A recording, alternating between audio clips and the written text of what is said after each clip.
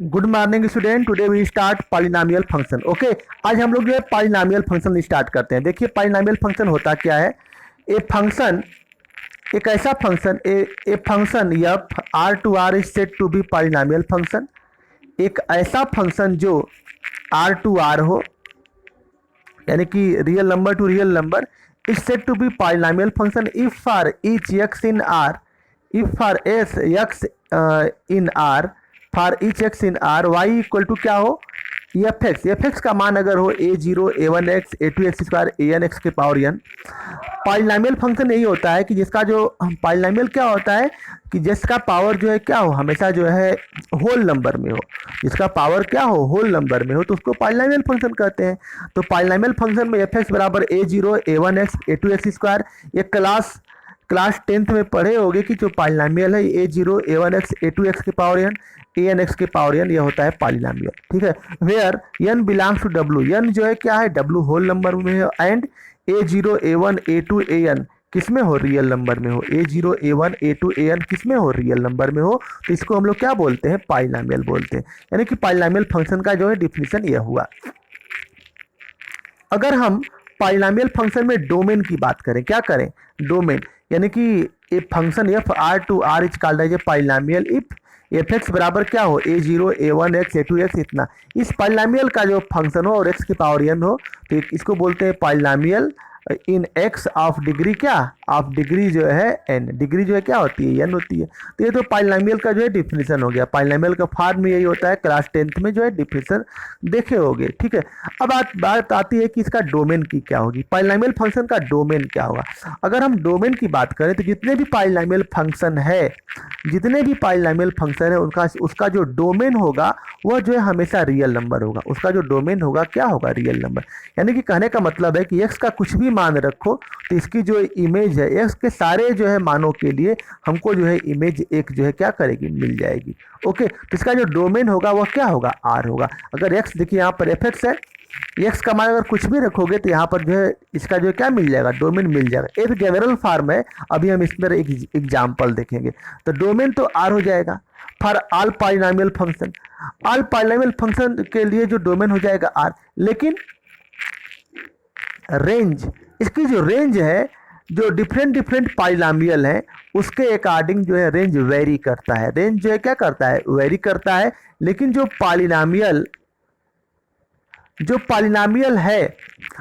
Polynomial है उसका domain सबके लिए जो है रियल नंबर ही होगा, सबके लिए क्या होगा, रियल नंबर ही होगा। लेकिन जो इसका जो डोमेन है वो वेरी करता है। इसका जो डोमेन है वो क्या करता है, वेरी करता है। प्रत्येक पॉलिनोमियल के लिए अलग अलग हो सकता है, प्रत्येक पॉलिनोमियल के लिए क्या हो सकता है, अलग अलग हो सकता है। चलिए, यह तो पॉलिनोमियल का जनरल फॉर्म है। A zero a one a two क्या है, a zero a one a two, यह ए एन, यह रियल नंबर है, ये रियल नंबर है a zero a one a two, और एन जो है होल नंबर में बिलोंग करता है। तो डोमेन जो है, डोमेन क्या होता है, आर होता है फॉर ऑल पॉलिनोमियल फंक्शन के लिए। All polynomial function are continuous. जितने भी पॉलिनोमियल फंक्शन है वो सब के सब क्या होते हैं, कंटिन्यूअस होते हैं। ठीक है, चलिए एक एग्जाम्पल देखिए। F R to R by y equal to f x, y equal to f x equal to x square. X square क्या है, क्वाड्रेटिक पॉलिनोमियल है। एक्स स्क्वायर जो है जिसकी डिग्री 2 है। अब देखिए एक्स का मान यह है और वाई बराबर एफ एक्स स्क्वायर। एक्स का मान अगर -4 रखे तो 4, देखिए यहाँ पर एक्स का मान अगर -4 रखे तो 4 का होल स्क्वायर 16, -3 रखे तो 9, -2 रखे तो 4, 0 रखे तो 0, 2 रखे तो 4, यह हो गया। यानी कहने का मतलब है कि x का जो है कोई भी मान रखे तो हमको इसका इमेज जो है जरूर मिलेगा, y कोऑर्डिनेट जरूर मिलेगा। ठीक है, तो इसको अगर हम इसका जो है ग्राफ प्लाट करें, इसका जो है पॉइंट प्लाट करोगे ग्राफ, तो ऐसा होगा, क्या होगा, इस तरह से होगा। यह एक्स एक्सिस है और ये हमारा वाई एक्सिस है। ग्राफ ऐसा इस तरह से होगा। और जब ग्राफ ऐसा हो गया तो इसका डोमेन क्या होगा, डोमेन तो आर होगा। लेकिन जो रेंज होगा वह क्या होगा, रेंज जो है हमारा जितना भी जो है जो रियल नंबर बनेगी, वो क्या होगी, पॉजिटिव रियल नंबर बनेगी। क्या होगा, पॉजिटिव रियल नंबर होगा। ठीक है, यानी कि ऊपर का रियल नंबर होगा जीरो, जो ऊपर का जो रियल नंबर जितने भी होंगे वो पॉजिटिव रियल नंबर हो, क्योंकि यहाँ पर रेंज बराबर क्या है, x square x belongs to R, या हम कह सकते हैं कि इसका जो रेंज होगा वो क्या होगा, पॉजिटिव रियल नंबर, क्योंकि ऊपर एक्स एक्सिस के ऊपर क्या होता है पॉजिटिव और नीचे क्या होता है नेगेटिव होता है। ठीक है, यानी कहने का मतलब कि इसका जो रेंज होगा वह आर प्लस होगा, क्या होगा, रियल नंबर का जो है प्लस होगा, यानी कि x square x belongs to R, x square का जो भी नंबर आएंगे एक्स स्क्वायर वो भी जो है एक्स बिलोंग्स टू आर, और एक्स स्क्वायर यानी कि स्क्वायर वाले ही टर्म आएंगे इसके रेंज में। जैसे 1 है तो 1 का होल स्क्वायर, यानी कि पॉजिटिव तो होगा ही इसका रियल नंबर, लेकिन एक्स स्क्वायर वाले टर्म, एक्स का मान अगर 0 रखेंगे तो 0, 1 रखेंगे तो 1, 2 रखेंगे तो 4, 3 रखेंगे तो 9, 4 रखेंगे तो 16, ऐसे वाले टर्म इसके रेंज होंगे। ठीक है, तो यह हो गया हमारा जो है इसका डोमेन, और क्यूबिक पॉलिनोमियल है तो उसका रेंज अलग होगा, और जो है बाई क्वाड्रेटिक पॉलिनोमियल उसका रेंज अलग होगा, यानी कि सबका रेंज वेरी करता है, लेकिन सभी का जो है जो पॉलिनोमियल फंक्शन है इसका जो डोमेन है वह जो है क्या होता है एक समान होता है, सबका एक ही होता है। तो आगे हम लोग डोमेन और रेंज निकालेंगे तो और अच्छा से क्लियर हो जाएगा। बस इसमें यही जानना है कि यह जो है हमारा क्या है, ये हमारा पॉलिनोमियल फंक्शन है, पॉलिनोमियल फंक्शन का ग्राफ इस तरह से ऐसा होता है, और इसका जो डोमेन है, डोमेन जो है आर होता है हमेशा, लेकिन इसका जो रेंज है अकॉर्डिंग टू पॉलिनोमियल, जैसा पॉलिनोमियल है उसके अकॉर्डिंग इसका रेंज वेरी करता है। ठीक है, तो ये हो गया हमारा जो है polynomial function. Rational function, rational function उसे कहते हैं कि जिसको हम लोग पी बाई क्यू के p x upon q s के फॉर्म में लिख सके।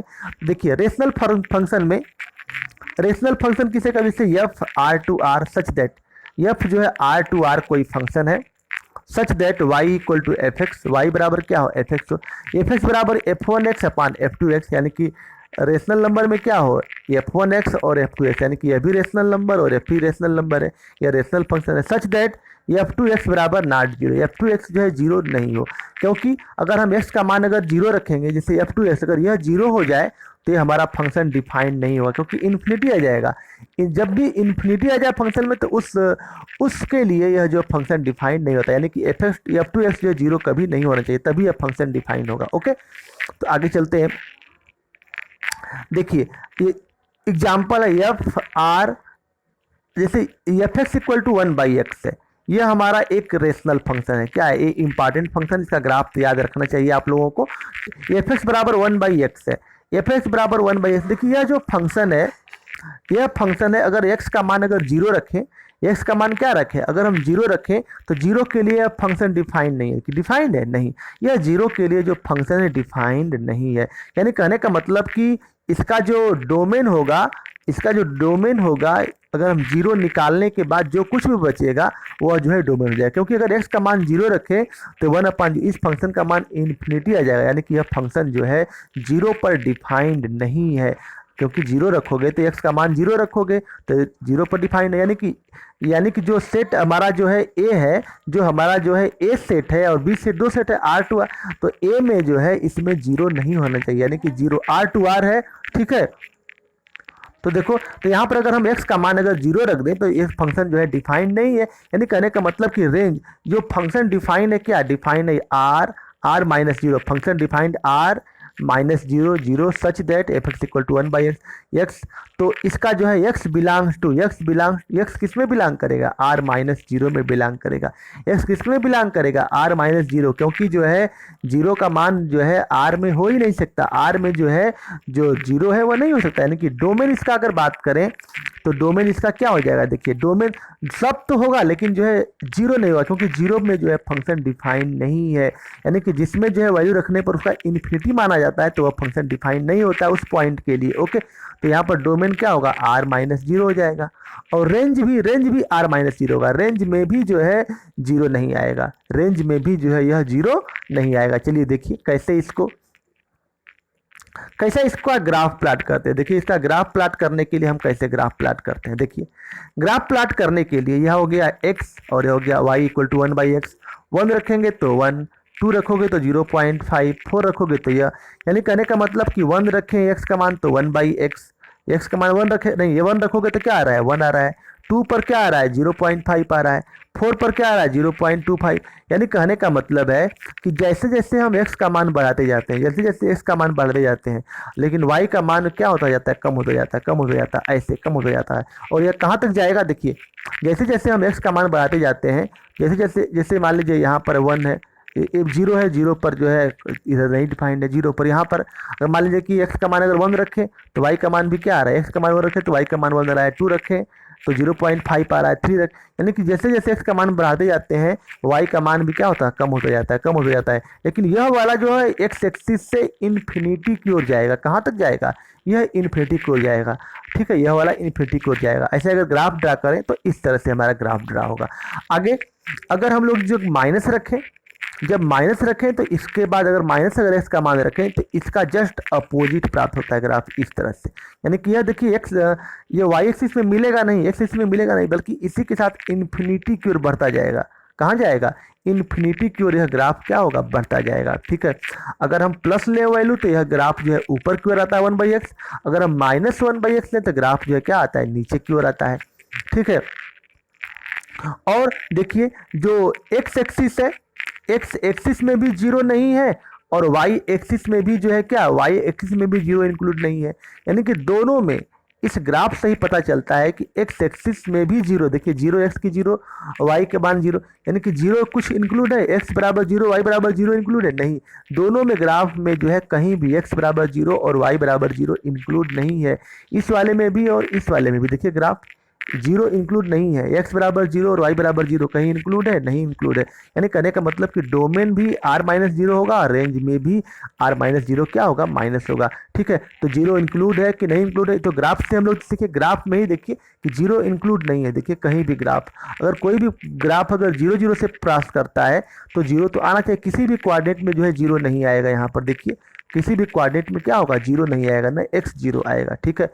जीरो कब आता है, y का मान जीरो कब आता है, जब यह जो है इसका कोऑर्डिनेट जीरो कब आता है, y बराबर जीरो कब आता है, देखिए y बराबर जीरो कब आता है, यानी कि जीरो x का मान जीरो हो, ठीक है, x का मान मान लीजिए कि 2 है, y का मान जीरो, यानी कि इस तरह से, यानी कि x का मान जो है क्या हो 2 हो और y का मान क्या हो जीरो, यानी कि इस पर जो है कुछ ग्राफ कट करे, इसका जो है ग्राफ क्या होगा, कट करे, लेकिन इस पर ग्राफ कट नहीं करेगा, यानी कि इसमें जीरो होगा ही नहीं, ठीक है, न ऊपर होगा ना नीचे होगा किसी में, यानी कि डोमेन जो है r-0 और रेंज भी r-0 होगा, ठीक है, यानी कि रियल नंबर से जीरो घट जाएगा, रेंज जो है r-0 घट जाएगा, ठीक है। तो इसको हम आगे जब डोमेन और रेंज निकालेंगे तो कैसे जीरो जो है नहीं होगा और डिटेल्स में देखेंगे, ओके। तो वेट करिए कि आगे आने वाले लेक्चर में हम लोग पूरा डिटेल्स में स्टडी करेंगे कि डोमेन और रेंज, किसी भी फंक्शन का डोमेन और रेंज कैसे निकाला जाता है, ओके। तो यह हो गया हमारा आज का रेशनल फंक्शन, और रेशनल फंक्शन का ग्राफ याद रखिए कि इस तरह से होता है और इसका डोमेन r-0 होता है और रेंज r-0। कुछ फंक्शन,